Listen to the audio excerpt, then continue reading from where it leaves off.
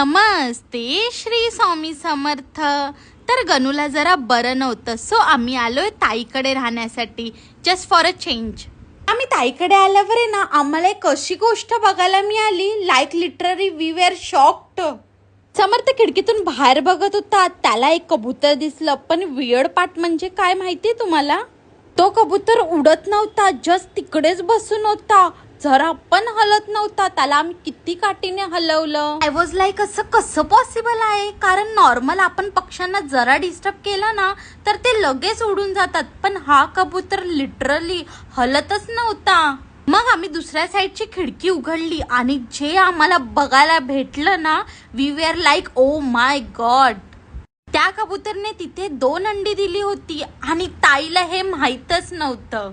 मी तिला सांगितलं, अगं ताई तुझ्या गॅलरीमध्ये कबूतरने अंडी दिली. ती पण फुल शॉक झाली, लाईक कधी झालं हे आणि कधी अंडी दिली. ऑनेस्टली तो मोमेंट खूप क्यूट पण होता आणि शॉकिंग पण होता. नंतर आम्ही इथे निघालेलो पप्पांकडे जाण्यासाठी, कारण पप्पांना खूप दिवसापासून बोलत होते, घरात कलरचं काम झालंय, खूप पसारा झालाय, तुम्ही येऊन जरा हेल्प करा साफसफाई करायला.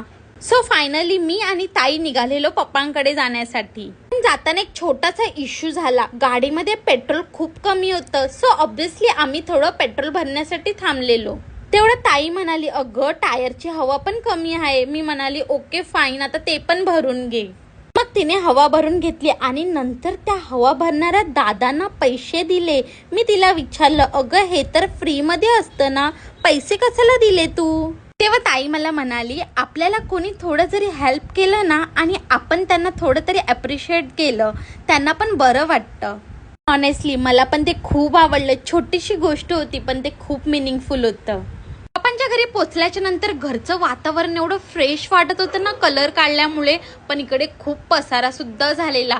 आम्ही फटाफट इकडे पसारा आवरून घेतला आणि ताईने इकडे मागवलेली आईस्क्रीम. माझ्या पप्पांना ना गावी जायचं होतं, म्हणून त्यांनी आम्हाला साफसफाई करायला बोलवलेलं.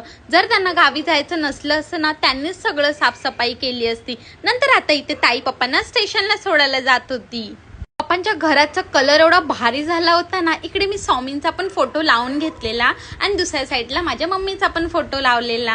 अजून पण घरामध्ये खूप कामं बाकी होती, पण पप्पांना गावाला जायला लागलं म्हणून आम्हाला काहीच कामं करता आली नाही. देवारा पण लावायचं होतं आणि चादर पण बघा किती घाण झाली, पूर्ण कलर पडलेला. आई पप्पाला सोडून आल्याच्या नंतर आम्ही आता घरी जायला निघणार होतो. चला आपण भेटूया नेक्स्ट ब्लॉग मध्ये. जर तुम्हाला आमचे ब्लॉग आवडत असेल तर नक्की लाईक, शेअर अँड सबस्क्राईब करा.